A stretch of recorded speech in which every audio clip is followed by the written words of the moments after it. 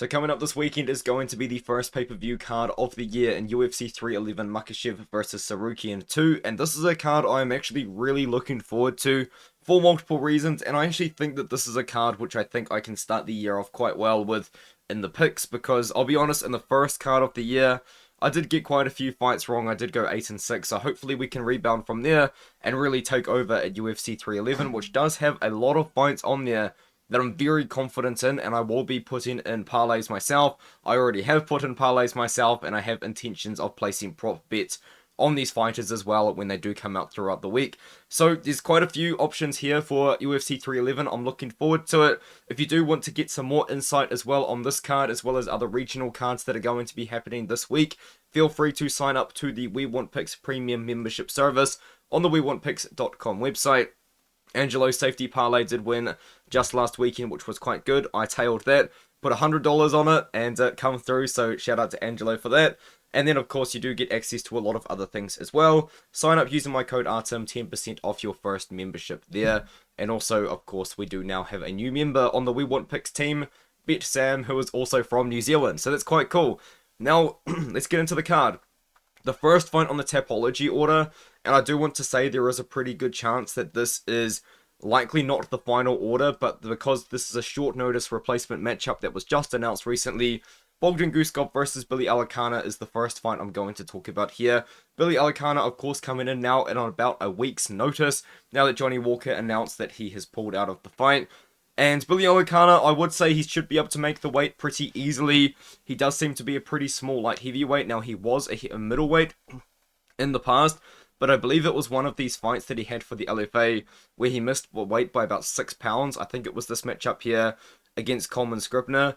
And since then, he has now moved up to 205 pounds and has found some success fighting for the PFL and also a local promotion as well. Elekana is a rangy striker, but every now and then he will close the distance for a clinch and also for a takedown attempt.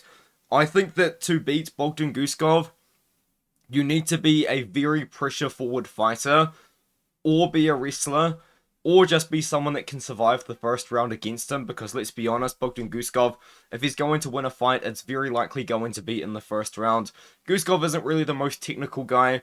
He doesn't have the best cardio in the world, but one thing you can say about him is he does hit very hard, and he does find ways to land on that chin. And against Billy Elekana, I will be honest, I do quite like him, just kind of as a fighter. He does seem to represent Samoa, and he did that in a couple of his PFL fights, which was quite cool. But I do have to pick Guskov here. There are odds out already. This fight was announced hours ago. BetOnline opened the line at -350. I honestly think it's going to be a little bit wider, and if I really think about the fight, you know, I was picking Guskov to knock out Johnny Walker, and now Elekana's coming in on short notice, has a kickboxing style, likes to fight from range, similar to Johnny Walker on the feet. I think that it's going to be a pretty good matchup for Guskov, but I would be quite excited to see what Elekana can do now that he's in the UFC against Guskov. And here's another thing as well about Guskov. If you survive the first round against him, it really is going to be anyone's game. We have seen people even survive just the first 3 minutes against him in the past and be able to take over and beat him. So it'll be interesting to see how this fight goes if it gets extended. But I do think Guskov, unfortunately for Elekana, is going to be able to go out there and get that knockout win like he was probably going to do against Johnny Walker. Now we move up to Tagir Ulanbekov versus Clayton Carpenter. This is a fight that is very likely going to open up the card. And I'm going to start off the card with a big underdog pick here in Clayton Carpenter. Now, there is quite a few fights on this card that I'm very confident in and will be putting my money on. This is not going to be one of them, despite picking the big underdog in Clayton Carpenter, who must be paying about like plus 200 now at this point, maybe even wider. I just don't see myself, plus 250. I just don't see myself still betting on it just because of how low confidence it is. But there is value there if you do agree with me. Clayton Carpenter is a storied martial artist. He has a massive background in multiple different martial arts, from boxing, Golden Gloves local champion. He's also been a world champion in Brazilian Jiu-Jitsu. And he's also just kind of competed in just many other local MMA events and also international MMA events, even beating Aaron Pico in, I believe it was Pancration a few years ago. Now, Tagir Ulanbekov, we know what he does. He's on the feet, very reserved, not really super technical, but he does want to pressure forward, and he does want to go out there and get that takedown. But we have seen him lose before due to someone else pressuring him forward and taking him down. Now, Tim Elliott in that matchup, did he fight dirty? Yes, he did.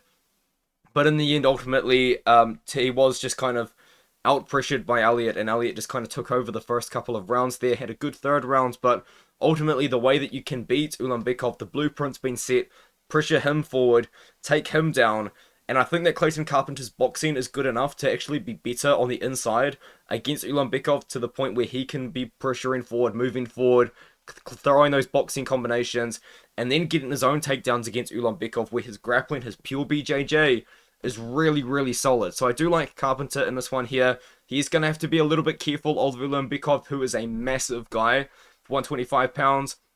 We have seen that Carpenter isn't the biggest guy for the weight class. We saw that against Chairez, and Chairez did look massive against him, but Chairez is a big guy for 125. I like Carpenter. I'm picking Carpenter as a big underdog here, and I think he can go out there and get it done against Ulanbekov. Now we have Grant Dawson fighting against Diego Ferreira. I think Grant Dawson does win this one. He's about minus 350 right now on the sports books, and this is a guy which I have put in a parlay. This is a guy which people are putting in parlays. This is a guy that people are going to be putting a lot of money on this week to really set up those parlays, and Grant Dawson could be one of those guys as well. I do think that at this point, Grant Dawson, he's made a good comeback since the Bobby Green loss. He got a finish in his last fight against Rafa Garcia. Wrote the blueprint pretty much on how to beat Joe Salecki, who just lost to Nurelo Aliev. And against Diego Ferreira, yes, he is coming off a massive win. He did beat Michael Johnson by knockout, and that was pretty fun. But then he did go out there. He outlasted Mateusz Rebicki. Rebicki gassed out really badly, and ultimately Ferreira was able to take over. But Ferreira, at this point, he's 40 years old. He's got a lot of miles on the tank. We know what Grant Dawson wants to do, and he has been quite effective at doing it. Grant Dawson's striking is not a strong point in his game at all. In fact, I would say that it is a pretty significant weakness considering his overall skill set. But Grant Dawson, he wants to wrestle. He wants to get on top. He's a massive guy for the weight class. I think he's going to go out there, do what Mateusz Rebicki did, but not gas out and get on top and dominate in top control against Ferreira. Stay safe, land ground and pound, and ultimately win a decision. I like Dawson here. I've got Dawson in a parlay. I've got multiple parlays on this card, and Dawson is a part of it. Another guy that I would parlay if the odds weren't ridiculous like they are right now is Bernardo Sopaj to defeat Ricky Turcios. But at this point, I think the value's gone. I understand that minus 300, minus 350 odds are wide, but we're looking at Bernardo Sopaj nearly minus 400 on some of these sports books. And this is a guy that's coming into his second fight in the promotion. He's 0-1 in the UFC. Yes, the skill set is there. Yes, he's a very good fighter. I personally don't feel confident including him in any of my bets. I feel like if I was to bet on Sopaj, it would be the prop bet with the KO. But even then, I don't think I'm going to do it because Turcios is a very tough guy. But Bernardo Sopaj, what he brings to the table is he's a young prospect. This guy's 24 years old, made his debut on very short notice. And if you guys can recall, he gave Vinicius Oliveira a very good fight before brutally gassing out and then receiving, unfortunately, a very poor, I don't really know how to say it, a very poor flying knee KO loss. Like, it was a really bad KO loss on his end. But one thing that we do know that Bernardo Sopaj does bring is just really good boxing. This guy's a really good counter striker. You saw it here against Julian Pierre Lopez, even here against Jovan Vargas as well. Guys that come through, he throws the straight right hand as his opponents are coming forward. And that's what Ricky Turcios likes to do. Turcios, very high volume, but somewhat inaccurate striker. He can grapple in his own right, but so can Sopaj. And I think in this matchup, I think that Sopaj is going to be at a striking advantage. I think he's going to be faster than Turcios. Turcios is probably going to need to look to get the fight down to the ground. But I think that Sopaj is still going to be strong enough in that area anyway. And I think in a striking matchup, give me Bernardo Sopaj to go out there and beat Turcios. I'm picking him to win by KO. I don't feel amazing about the prop, but I am pretty confident in Sopaj to win the fight. I just don't like the fact that he's minus 400 in this matchup. I think that's just a little bit too wide, a little bit too crazy. And so is this one. Payton Talbott is, I believe, now minus 1,000 to go out there, minus 1,200. So money is coming in on him somehow to defeat Renato Barcelos. I don't like the fact that you are going to pretty much just increase your value by 8% by betting on Payton Talbott. I think he's going to be paying $1.08. So you put $100 on Talbott, you're going to win $8. honestly, the value's gone. The value's cooked. There's no value on Talbot. If anything, there's value on the underdog here now at this point in Reinier Barcelos, because this is a bad stylistic matchup for Payton Talbot, but it is also at the same time an opportunity for Payton Talbot to get a pretty big name on his record, and a pretty good win, I would say, if he was able to defeat Reinier Barcelos here, which I think he is going to do. But here's the thing about Payton Talbot. He's improving with every single one of his fights. He's getting better and better every single time. From the Contender Series now to his recent win over Gamori, he's looked better every time, and you can even say that about his regional scene fights as well, because if you've got UFC Fight Pass, or maybe you've been following Talbot throughout his career, you would know that Talbot's takedown defense on the regional scene was nowhere near as good as it is right now in the UFC. In these ones here, all three of these opponents were able to find some sort of wrestling success against him. They would take Talbot down, but Talbot would just stand up every single time. You'd get taken down and stand up quickly. These guys were able to do it. Against Reyes Cortez, we started to see the takedown defense really kind of just show, and in fact, in moments, he wasn't even getting taken down. He was just defending the shot. Immediately did the same thing here against Aguirre, where in this matchup he was just able to defend the takedowns and ultimately got the sub, and then he just beat up Simon and Gamori. On a good run right now is Payton Talbot, but as I was alluding to with that regional scene mention, Payton Talbot's takedown defense is still improving, or it is a lot better. And Reinier Barcelos, if you guys don't know, national wrestling champion in Brazil. And if he wants to go out there and get takedowns against Payton Talbot, I think that's his path to victory. And if Reinier Barcelos was able to do that against Payton Talbot, I think he's going to find some success here. But ultimately, I've got to pick Talbot. I've got to pick Talbot to win by knockout. This guy really does fight with a similar style to Sean O'Malley. He doesn't like the comparison, but it really is a pretty good comparison for Talbot. This guy really is the next guy to be the face of the promotion, potentially of the division.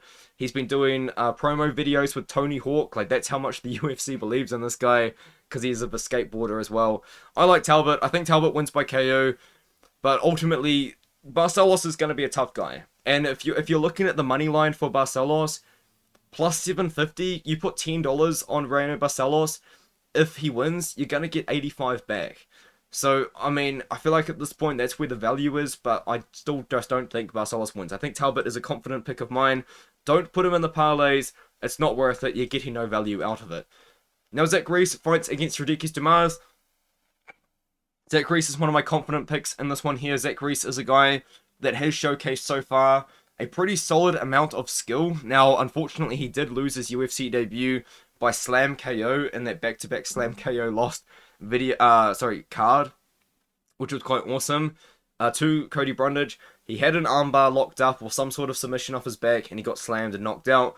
He bounced back quickly with a very fast KO win over Julian Marquez, and then he fought Jose Medina, a man that nobody can finish. But in that matchup, he showcased some offensive wrestling, he showcased his striking as well. He did look very green on the feet, despite, in my opinion, actually looking like a very technical striker throughout his run in the regional scene to the UFC. So I think that there is still some concern about Zach Reese, but ultimately this guy is 6'4", at 185 pounds. He's a massive guy. In general, he's big for the weight class. He's powerful. His striking is quite technical, and he does have very good offensive grappling and decent wrestling. It's not amazing wrestling, but it's decent. And another thing about him is he's very comfortable off his back. He's won by submission off his back before. Did it against Eli Aronoff on the Contender Series, and he could maybe do that here against Rodriguez Dumas, because Dumas' fights recently have been quite odd. Now, he did go out there, he did beat my boy, one of my favorite fighters ever, Denis Tiulian. Sad to see, but it happened. But against Abu Azaitar, a little bit of a disappointing performance, really. And then against Brundage showed up and was just pulling his guillotine, doing the classic Brundage move. And it was really odd because Cedricus Dumas was actually kind of winning the fight by controlling him in the grappling. But the difference between Brundage and Reese, despite Brundage, yes, he did beat Zach Reese.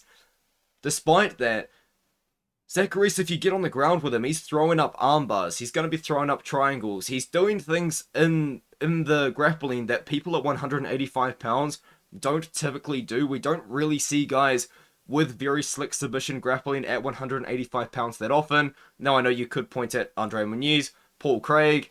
Those guys have found a very mix of success, but those guys are in the rankings. This fight is not in the rankings. I think Zach Reese on the feet, He's going to hit harder than Dumas. Dumas is a pretty decent kickboxer, does have pretty decent technical striking, to be fair. But I think that ultimately Reis hits harder than Dumas.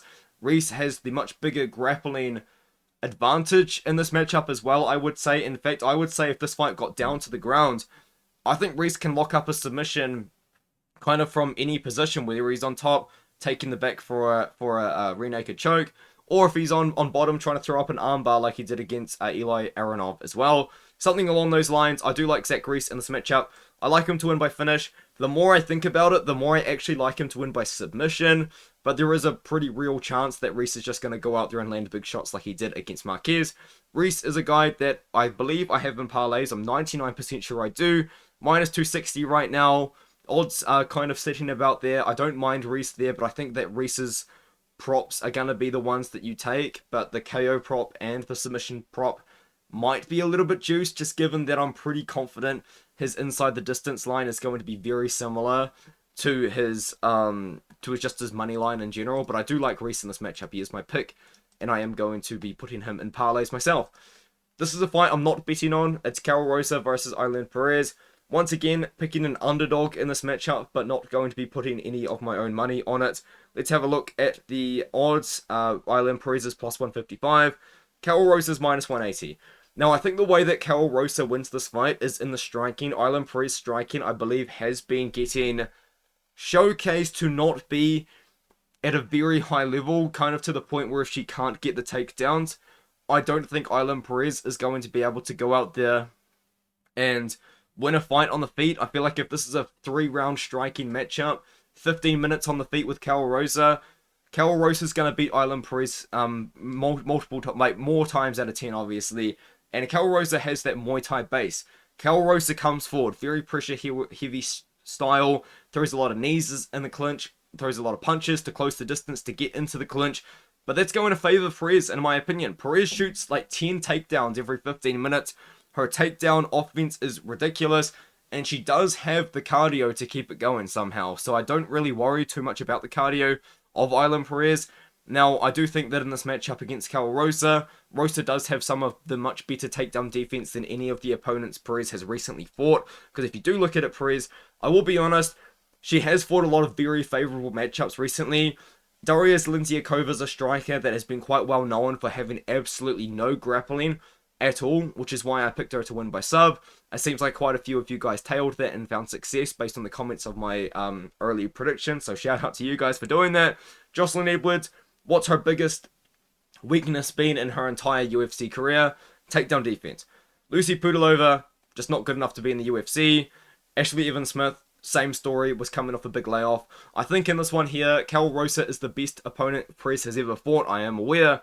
But I think just given the fact that the offense that Perez is going to present in the wrestling, I think it's going to be pretty tough for Rosa to stop. So I am going to be picking Ailin Perez here to win the fight by decision. Jailton Almeida versus Sergey Spivak. This is a line that I am going to be jumping on. In fact, I already do have 2 parlays with Jailton Almeida on it. I think that this is a good matchup for Almeida. I don't think Spivak can knock out Almeida on the feet. And I think if the fight gets down to the ground, I just can't see Spivak dealing with Jailton Almeida if Almeida is on top. Now, here's the thing though. Sergey Spivak, what's he good at? He's good at wrestling. He really is. His offensive wrestling is incredible. Absolutely tossed around Derek Lewis and just subbed him quickly. And that's something that Jailton Almeida, admittedly, did struggle to do. But who's the better athlete out of these two? Is Jailton Almeida 10 out of 10 times? I think that in this matchup, Jailton Almeida can go out there, look decent on the feet because he's going to be faster striker. He's going to be the more rangy striker. And what I mean by that is, yes, they have the same reach, kind of. Almeida fights from range better than Spivak does. Spivak does throw his jabs. He does box from range. But he's not throwing push kicks like Almeida is doing. He's not throwing head kicks like Almeida is doing. Almeida's a very athletic heavyweight. And I think in this matchup, it's just a good one for Almeida. And I just really genuinely believe Almeida's going to go out there. He's going to throw his front kick. He's going to dive into a takedown like he does every single time. He's going to get that takedown, and from there he is going to go to work. I think he can get a ground and pound TKO, or he can get a submission. No matter what, I think this is a great matchup for Jailton Almeida. I think that this is a matchup where if he wins, and he wins impressively, it puts Jailton Almeida in a position to call for the winner of Aspinall versus Jones, if that fight even is going to happen. But let's not talk about that. Let's talk about this, because I think that Jailton Almeida is one of my most confident picks on the card. In fact, he is my most confident pick on the card. Minus 400 now. The odds have been getting juiced. He was minus 350 just a week ago, and I think they're only going to get wider. I like Almeida. I like Almeida to win by finish. More likely than not, it's going to be by submission, but he has won by ground and pound TKO before, when he did go 2 rounds against Shamil Abdurakhimov. Now move up to another one of my confident picks. This is a guy that I will admit I have been very high on in the past, and I will admit his UFC run so far has been quite disappointing. And what I mean by that is Reinier Nakamura coming to the road to UFC, looked incredible, really sold me on his skill set. I think that this guy does have the boxing, he does have the wrestling. In fact, I don't think he's got the wrestling. I know he's got the wrestling. This is a junior world freestyle champion. World junior freestyle wrestling champion here, sorry. And Reinier Nakamura. He's got incredible wrestling base. You see it in his fights. He's a very fast wrestler. He's got very good offensive takedowns. And when he's on top, he's just dominant, man. Like, he just does hold top position so well. And you saw it in the last fight. Now, against Carlos Vera, did it suck? It did a little bit. I will admit. It did suck a little bit. But Carlos Vera was constantly throwing up leg lock submissions. He was constantly throwing up arm triangles. He was constantly throwing up arm bars. Like, Reinier Nakamura had just been pretty much the whole time in that fight just trying to get out of submissions. And he showed that he can do that. And if he can do that against Carlos Vera, he can do that against Muin Gafarov. Muin Gafarov doesn't have the same submission ability that Vera does have. And Muin Gafarov, despite being a pretty solid striker himself, and despite having a very good regional career when he did go and become the LFA champion, looked quite good after losing on the Contender Series in a fight I think he won, by the way. But still, went out there, beat Diego Silva, beat Heriberto Souza, and then had a couple of decent fights since then. One thing that he has shown has been the biggest weakness in his MMA game so far is his takedown defense. We've seen that you can take him down. Reinier Nakamura can do that. This is a guy that's going to take down Muin Gafarov. And honestly, for Reinier Nakamura's sake, I hope he finds a finish in this matchup. His boxing's good, but he's very hittable on the feet. And I don't want to see him just go out there and try and find a highlight reel KO, because that would probably get him caught against someone that is as dynamic as Gafarov on the feet. But Reinier Nakamura, he can out-wrestle Gafarov here. He can get the takedowns. He can get top control. He can get the ground and pound off. We've seen him get submissions in all sorts of different ways as well. He's even got a key lock submission, which is not a submission you see all that often. The odds right now, Reinier Nakamura minus 400. Pretty wide. I do have him in a parlay. I will be honest. I do think that he goes out there and gets it done. I would like to see a finish. Is a decision more likely? Potentially. Now we move up to the main card. This is, in all honesty, where my confidence in the fights actually decreases. The first fight that I will not be putting any money on whatsoever, I will be avoiding this at all costs, is Beneil Dariush versus Renato Moicano. I am losing confidence in Moicano by the day. I picked Moicano in my early preview and prediction video, and I've been actually kind of tuning into a few MMA live streams. I've been tuning in to other people's prediction videos on this card, and it seems like I'm in the minority with the Renato Moicano pick, but I'm going to stick to it because I feel like in the past when I've jumped ship because I've seen other people displaying different predictions and stuff, it has just burned me. So I'm sticking with my guns here. I'm sticking with Renato Moicano, but man, I feel like if you really think about it, this is not a bad matchup for Dariush. It really isn't. Now, if you look at Beneil Dariush, has he lost 2 fights recently? Yes, he has. He lost to Charles Oliveira, and then he lost to Arman Tsarukyan. Not bad losses. Not bad losses at all. Now, they are KO losses, which isn't good to see. You don't really like seeing that from a guy that is definitely at the end of his career now at this point. But if you really watch the Charles Oliveira fight, he was controlling Oliveira in that matchup and staying safe in the guard. He got the takedowns. He looked pretty good. He fought against, Mateusz Gamrot as well. And in that fight, showcased really good scrambling ability, really good takedown ability. And in the pure wrestling, and I just mean in the pure wrestling, Mateusz Gamrot is one of the best wrestlers in the division. And being able to defend takedowns like that against Gamrot, being able to scramble with Gamrot like that showcases just a very incredible grappling and wrestling ability.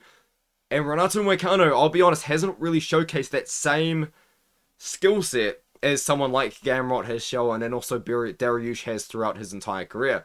But what he has shown is a lot of heart, a lot of determination, and a lot of power, man. I really like what I've seen out of Renato Moicano. Now, this is a guy that I said, he has had no KO wins, but he recently just picked up 2 of them. He had none of them before he beat Jalen Turner and Benoit Saint-Denis, which was a doctor stoppage, but he was beating the absolute piss out of him for all 2 rounds. And in this one here, man, against Beneil Dariush, I'm losing confidence. I really am, because if you think about it, man, Dariush, he's lost to 2 of the best guys in the world. And what's Renato Moicano done? He's the same age as Dariush. You know, Renato Moicano himself has taken so much damage throughout his career. You know, this is a guy that got absolutely obliterated by RDA 3 years ago. But the thing about Moicano is he's just improving, you know? He just is improving. And he just does have heart. And he does have good striking. I know Dariush has good boxing, but I think Renato Moicano, he's so big for the division. He's massive for the division. And I think in this fight, I think that Dariush, you know, he could get takedowns, but Moicano is a really elite grappler. He's been a top grappler for a long time. And I think in this one, I think Moicano can eventually just catch Dariush with something, whether it's a sub or a KO. As I said, super low confidence pick. In fact, I've kind of talked myself out of it. Moicano's minus 200. I very strongly actually disagree with those odds. And I think that Dariush is a guy that a lot of people are going to be putting money on as an underdog. As I said, personally, I'm not betting this fight. I'm staying way away from it. Not betting over-unders, not betting money lines, no, not betting props, nothing. I'm going to sit back. I'm just going to enjoy this one because I don't feel confident on either side. I am picking Moicano, but I don't feel great about it. I genuinely don't. And with that being said, let's just move on. That's just kind of just brutal honesty from me, I'll be honest there.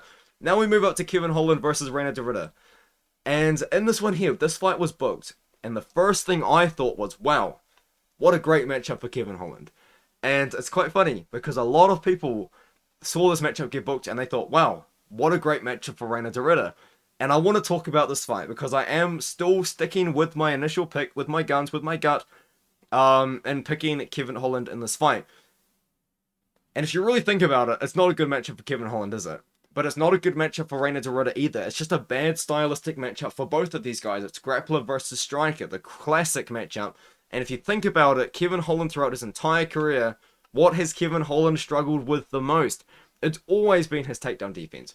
Always has been. You know, you go back to when he was taking those short notice fights at 185 pounds and he fought against Marvin Vettori, he fought against Derek Brunson and back-to-back fights. And the takedown defense wasn't there. He was fighting here against Vettori. He was talking to DC while trying to defend the takedowns. Wasn't looking that great. And Brunson out-wrestled him without really any issue whatsoever. And prior to that, he just wasn't fighting guys that were able to test him in that, even though he did fight Jacare. But aside from that, who else has he fought that's going to try and take him down? Comes at Jamahal. He got subbed in the first round. Honestly, before that happened, he actually was showing pretty good scramble ability. None of these guys are going to go for a takedown except for Chiesa. But he got him in a defensive submission. And I don't know if he's going to be able to get RDR in a defensive submission. And these guys are all strikers as well. So, in this fight against Reinier, the reason why I'm going with Holland is just from what I saw against Gerald Meerschaert. And I know Reinier is a two-division, I should actually also add, one championship champion. And I was really high on him coming into the promotion. I just genuinely thought that Reinier was going to come through. He was going to submit GM3, which is a very hard thing to do. Now, did he eventually finish him? Yes, he did. But in that fight against Gerald Meerschaert, man, he was going toe-to-toe with GM3 on the feet. And in fact, he looked like the worst striker on the feet. GM3 was faster than Reinier in the striking. And Kevin Holland's just coming back up from 170 pounds. He's going to bring that speed with him. He's going to bring that power with him that he had at 185 pounds when he was finding knockouts, when he was knocking people out. That viral win, that viral KO win over Chaos Williams. I think we can see something like that again against RDR. Now, RDR's probably going to need to come into this matchup with the intention of shooting the takedown in the first 10 seconds of the fight, because I think the longer that the fight goes on, the more opportunities Holland is going to have to find that shot that could just put RDR down. Like, this is a guy that was getting tagged, pieced up, and dropped by Gerald Meerschaert. And I know that Kevin Holland does have bad takedown defense. And he does have a black belt in BJJ. A lot of people kind of don't think that it's like a very high level black belt, because obviously different people give out different black belts, but he's got a black belt in BJJ. He's got good BJJ. I know he's taking on a much better grappler than RDR, but I think if the fight gets down to the ground, I think he could scramble out of some positions. I do. And I just think in general, man, on the feet, this fight's just not close. It's just not. Adia is massive for 185 pounds. He did fight one championship in multiple different weight classes. But I think now at 185, we saw how big Adia was, but we also saw how unimpressive the striking was. And that striking is not going to get any better, man. He's nearly 35 years old, only a couple of months since his fight against GM3. Yeah, I think it's a good matchup for Holland on the feet. So I think that Holland's going to get the KO. Looks like I'm on an island with that take. The odds for this fight are dead even, -110 either way. So pick a side. But I'll be honest, I am going to bet the KO prop for Holland, but I'll probably also bet the sub prop for RDR. Now we can move on to Prochazka versus Hill. This is another fight which I don't really recommend putting money on, but personally I am going to, more than likely, bet on Jiri Prochazka, because I'm looking at the odds right now. He's the underdog as I record this video. Now, knowing the popularity of both guys, it could just swing the odds in either way. But right now, Prochazka is the underdog, and I do think that if the odds do trend to make him a little bit more of an underdog, I will jump on that. But right now, I'm not too sold on just placing money on this fight yet, because I think it is one of those fights which I think you should just enjoy. You know, don't put anything on it. Just sit back, enjoy it, watch it. It'll be a good fight. It really will be. But I think that whoever wins this fight is likely going to win by knockout. But I am picking Jiri in this one because I do think that he has just more ways to win. And what I mean by that is Jamahal is a boxer, and he's a very, very good boxer at what he does. He's very good at what he does. He's got a lot of power in the hands. Now, this is not meant to be offensive in any way. I don't know how else I would say the word, but Hill's striking is very basic. And that's a good thing. He does all the fundamentals very well. He's got a good jab. He fights behind the jab well. He's got pretty solid striking defense. He's got good straight shots. But he's got good kicks. He's got really good hooks. Big power in the hands. No matter who he fights, he's showcased that he's got big power. Against Jiri Prochazka, though, Prochazka is so not basic that he gives a lot of these other guys problems. Prochazka fights with his hands by his waist. And yes, he's looked like an idiot doing it against Alex Pereira. And other guys as well that have been able to hurt him on the feet, but notably Alex Pereira and somewhat Alexander Rakic. He still is sticking with the style, and it's managed to find him 30 professional wins and a pretty successful career in Ryzen and the UFC. This is a former champion we are talking about here in Jiri Prochazka. And I think in this one here against Hill, Prochazka's just going to be running around, man. Like, Hill's not that fast on the feet. He doesn't have the best footwork to just kind of chase Prochazka, whereas Jiri is so light on his feet. He's going to be running around, yes, using up a lot of energy, but he's just going to be going. He jumps in there, he throws his combo, and then he gets straight out. Now, yes, if you have really good counter striking, you can anticipate that and throw something straight down the middle or catch him like, you know, Alex Pereira did, but that's Alex Pereira. And despite Jamal Hill's claims, I just don't think that Hill is a better striker than Pereira. That's why I picked Pereira with so much confidence when he fought Hill. And I think also, something I think that is somewhat underrated in this matchup is, yes, Hill has showcased really good takedown defense. He was able to just beat up Glover Teixeira. I'm not going to forget about that performance. But Jiri has shown a willingness to mix it up recently, which is quite interesting because he hasn't really done that before. And if anyone's going to shoot for takedowns in this fight, it would be Jiri Prochazka. And honestly, I don't mind that because every time we've seen Jamahal Hill get taken down, it has looked like you can find some success up against him. So I like that. I like that for Jiri if he wants to mix it up. One thing I do worry about Jiri the most is just the fact that, as I did say, when he comes forward to throw his strikes, he literally comes from way out of range. And then he almost runs or jumps in, throws his combination or whatever it is that he's planned in his head to do. And then he comes out. And you can catch him coming in. And I could see Hill just throwing a massive straight down the pipe and knocking him out. I could see that happening. But I think Jiri, I just think the awkwardness is going to work on Hill. We know that Hill can get hurt to the body. We've seen that happen before. I think Prochazka could do that to him as well.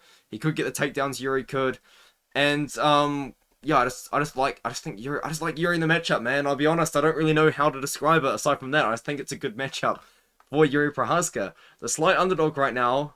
Seems like the popularity on Tapology is siding with him too. But let me know what you think of this fight, because I know that with the same situation as the Alex Pereira fight, I picked Alex Pereira with a lot of confidence against Hill.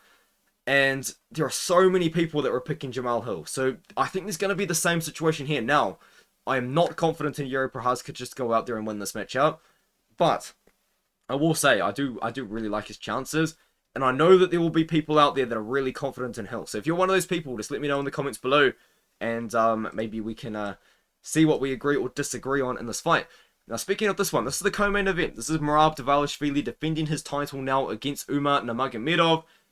I will be honest with you guys, I was not sold on Umar. Now, here's the thing. Throughout his run in the UFC, I was sold on Umar. I like Umar. I think he's got really good striking. In fact, out of the camp with, with Islam Makhachev and Khabib and Abubakar Nurmagomedov, I don't know why that's the one guy I thought of, but out of those guys, Tagir Ulanbekov, he's got the best striking, I think. And I even think it's better than Islam Makhachev's, which might be a hot take, I don't know. But I do think Umar Nurmagomedov's striking is that good. But I did not pick him to beat Corey Sandhagen. I picked Corey Sandhagen to beat Umar Nurmagomedov, believing that Corey Sandhagen was the toughest matchup for Umar at 135 pounds. Now, before that, let's be honest, we had only seen Umar fight guys that weren't ranked, borderline ranked like Barcelos, and then just not ranked as well prior to that. So I was like, this is a big step up in competition for Umar. Corey Sandhagen's awkward. He's got good wrestling, and the wrestling's been improving for Sandhagen. I think that he just can't really make it happen. And what did he do? He went out there and he made it happen. He beat up Corey Sandhagen on the feet, which was incredible to me. I didn't see that come in at all. And he got the takedowns against Corey Sandhagen and just overall put on such a good performance that now I feel like I look at Umar and I just can't deny the skill set that he's got, the talent that he's got. And even against Merab Dvalishvili, I think he beats Merab. I'm going to pick Umar to beat Merab. Not really a hot take, given the fact that Umar's minus 350, which I think is really disrespectful to Merab. Like, I'm not that confident in Umar. I think these odds are insane. I even think the main event odds are insane, but we'll get to that in a second. I think this is a good matchup for Umar because here's the thing about Merab Dvalishvili. Merab Dvalishvili's entire fighting style really does revolve around weaponizing his cardio. And the way that he weaponizes his cardio isn't necessarily by just throwing very high volume strikes. The way he weaponizes his cardio is by being very high volume in the takedown attempts. Now, yes, he doesn't typically get many takedowns. He did against O'Malley. That was a good performance. But against guys, of course, like Jose Aldo, didn't really get the takedowns. Against Petr Yan, didn't really get the takedowns. I think in this matchup, to stop someone from weaponizing their cardio by attempting takedowns, you take them down. Because if Merab Dvalishvili is on his back, if Umar is on top of Merab, Merab can't just go out there and take down Umar. Now, yes, he could go for a reversal, but let's be honest. I can't really remember the last time Merab Dvalishvili was stuck on his back for a very long period of time. Umar Nurmagomedov does that to people. And yes, he has done it to people that are aside from Corey Sandhagen, of course, significantly lower level at grappling than Merab Dvalishvili is. And Merab will find ways to stand up, I'm sure of it. I think Umar is really going to have to work in this matchup. But I think that's how you stop Merab. I think you just take him down. And another thing as well in this matchup, Umar is the much better striker. And one thing as well that Umar was doing against Corey Sandhagen was, although Sandhagen was finding ways to land a pretty significant amount of volume in moments, Umar would land, and he would land harder. He hits harder.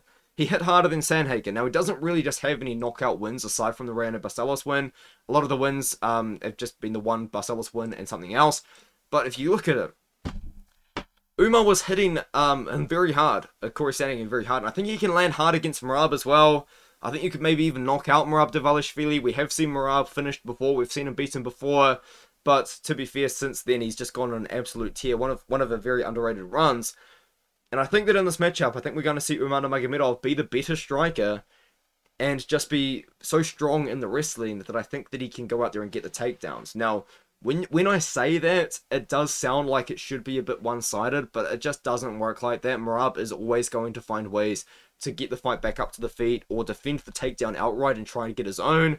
Or even Merab, just given the fact that he's going to be pressuring forward so much, not really having the best striking offense, we haven't really seen Umar have to deal with someone that's just coming forward constantly and throwing volume on the feet, because he does throw boxing combinations, Merab does, so maybe that disrupts Umar. But as I said, I'm picking Umar to win. I think Umar does win. I am completely sold on Umar at this point. As I said, I was a doubter, but I do still stand on my prediction there. I had my reasons, mostly because of the lack of experience. I don't think that was like a terrible take. It wasn't a bad take at the time. In hindsight, of course, given the performance Umar put on, it has aged pretty poorly, but I still just think like that just kind of shows me that Umar's ready. He went 5 rounds with Corey. I think he can go 5 rounds with Merab. I'm picking Umar to win by decision, but there's a chance for a knockout win here. I think that if Merab wins, I don't think it's going to be a finish. Merab doesn't really have that finishing ability, but I think that Umar does go out there and beats Merab. I think he wins by decision. Now we move up to Islam Makhachev fighting against Arman Tsarukyan in the main event. There's people out there picking Arman. I'll be honest, guys. I'm really high on Islam Makhachev. I really am. And I do think that he wins the rematch. I do think that he beats Arman Tsarukyan here. And the odds, my goodness, do they agree with me? No wonder people are betting on Arman. Why is Arman plus 310 when Islam Makhachev's minus 400? These odds are kind of insane, considering if you do look at the entire lightweight roster, I would say just aside from guys that do have the ability to just get a one-punch KO, Arman Tsarukyan is going to present the toughest stylistic matchup. Now, maybe you could argue with someone like Mateusz Gamrot as well, but we had those conversations about Beneil Dariush, and of course Gamrot has now gone on to lose a couple of fights like Beneil has. So, Islam Makhachev, after this, who does he fight? I don't know. So, anyway, to talk about the matchup though, stylistic matchup, Arman Tsarukyan is the toughest stylistic matchup that Islam Makhachev is going to have to fight. This is a guy that has good scrambles, that has good takedown defense, whose striking has been improving drastically, and in my opinion, should have been given an opportunity similar to this a long time ago, because he should have been given the nod against Mateusz Gamrot, because he had a knockdown in that 4th round that was not accounted for by the judges, I don't think, and he should have been given that, and he should have won that fight 48-47, but hey, he didn't complain. Since then, he's just gone on an absolute roll, and he included a win over my boy, my favorite, my Pookie Bear, Charles Oliveira. Anyways, let's move on from that, because I'm going to start to cry. Islam Makhachev, what does he bring to the table? Very much improved striking. I actually just rewatched Dustin Poirier versus Islam Makhachev very recently. Makhachev's start to that fight was quite amazing, really. Like, he started the fight by getting Poirier down to the ground very early in the fight, found dominant positions very early onto the fight, and then the 2nd round starts, and Makhachev has to box with Poirier quite a bit, and the boxing was showcased quite well. Now, yes, Poirier wasn't just going out there and throwing volume like he would against someone that wasn't going to shoot for a takedown. He was very tentative in that matchup, as he should be. As he should be. But Makhachev was looking really good on the feet against Poirier in the boxing in the 2nd round, and onwards, of course, he eventually got the finish. But it was a good performance from Makhachev, I thought, against someone that has, got the ability to potentially find an upset against him. So what I think is that Islam Makhachev's striking is drastically improved. We even saw that in the first Volkanovski fight. Makhachev's striking's really good. The boxing's really good. I think it's better than Arman Tsarukyan's. And that's another thing as well about this fight, is in the original fight, which I think a lot of people are going to look at and are going to try and justify picking Arman Tsarukyan because of this original fight. You watch this fight, and it is incredible how good Arman Tsarukyan did look, considering that he did fight the fight on short notice. But he come in there against Arman Tsarukyan, against Islam Makhachev, I should say, and showcase some of the best takedown defense that I think we have actually ever seen against Islam Makhachev. Throughout his entire MMA career, UFC career, Makhachev has done. But the reason why he lost that fight was because he couldn't get any damage off when he was on the feet. In fact, the reason why he lost that fight was because Islam Makhachev was actually beating him on the feet, and of course was eventually getting takedowns. Makhachev did find control time on top, but Tsarukyan really could have had a good argument to win this fight if his striking was better. Because even though Tsarukyan was defending takedowns against Makhachev and getting the fight back out to space, he still wasn't able to do anything on the feet against Makhachev. And Makhachev was, of course, eventually able to take over the fight and win the fight. And Tsarukyan was trying to take Makhachev down as well, which was quite interesting. But to move on, again, about this matchup, I think that Islam Makhachev can get the takedowns against Arman Tsarukyan. Tsarukyan's going to make it tough for him, though. Tsarukyan's not a guy that's easy to take down, but as I said before, I feel like I'm just talking in circles right now, trying to justify my Makhachev pick, because I am confident in Makhachev. He actually is one of my most confident picks on the card, and that is kind of crazy to say, considering how many people are out there picking Arman Tsarukyan. But I just think that in this fight, man, yes, Tsarukyan can defend the takedowns, but I don't think he's going to win on the feet. I just don't. I think Makhachev's the better striker. I think if the fight's on the feet, Makhachev's going to do more damage. He showcased that his boxing's really good. I'm doing tricks on it at this point, but I just...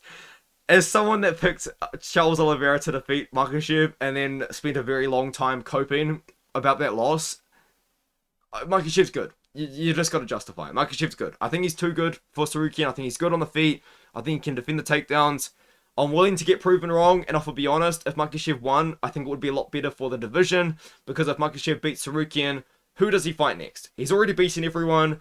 Even guys that are kind of finding their way into a deserving of a title shot, like Dan Hooker. Like, if Dan Hooker went out there and beat Justin Gaethje, Dan Hooker went out there and beat Dustin Poirier, you could justify a title shot for Dan Hooker. But if he's fighting Islam Makhachev, we've already seen that. We've already seen it. You know what I mean? We don't need to see it again. So, I love Dan Hooker, by the way, my favorite fighter, but let's just be honest. Dan Hooker versus Arman Tsarukyan, I think, is a much easier fight to sell than Hooker versus Makhachev too. But that's where I'm kind of getting at right now. I would like to see Tsarukyan win, but I don't pick things based on what I want to happen. Makhachev wins this, and I think after that, I think he's going to challenge at 170.